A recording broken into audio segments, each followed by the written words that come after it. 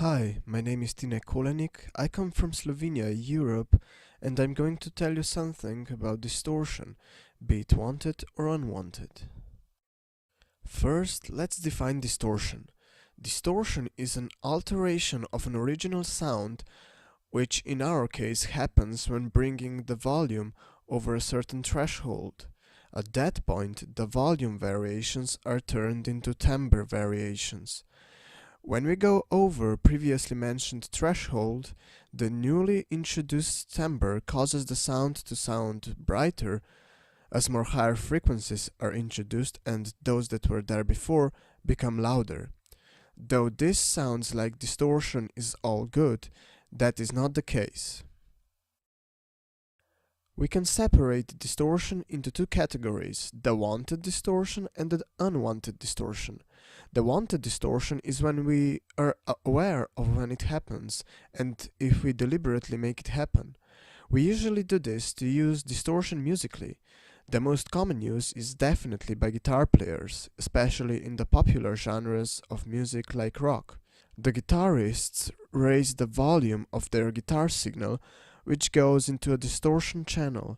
It then produces a timbre that is pleasing to the ear, that makes the sound brighter, fuller and more dynamic. For example, this is how my guitar sounds through Amplitube, a VST that emulates amps and consequently amps distortion channels. I'm using Reaper as my DAW.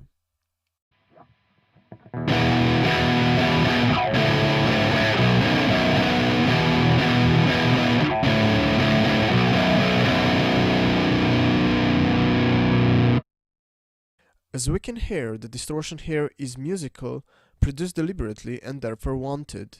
Of course, many others use distortion deliberately, especially electronic artists with their self-oscillating synths and so on. The point is that distortion can be wanted, but in many cases, we want to avoid it.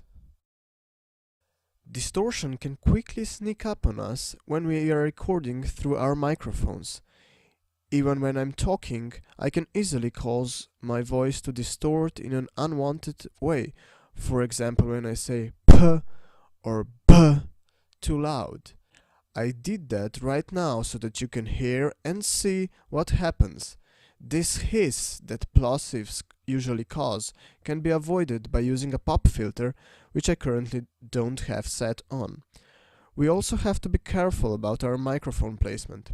This is only our first gear in the signal chain, and distortion can be introduced in any instance. We can get distortion because we set up the gain too high in our preamp. We get into the red zone, which we know isn't good, so we have to set the gain on the preamp up to the point where we are still in the green. Otherwise we get clipping or digital distortion, which is probably the worst to have.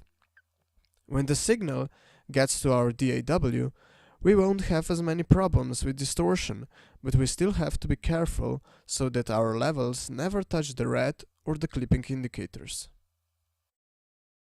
We can see that distortion can be a wonderful thing when used deliberately and musically, but very awful if it's introduced when we don't want it and don't have the control over it.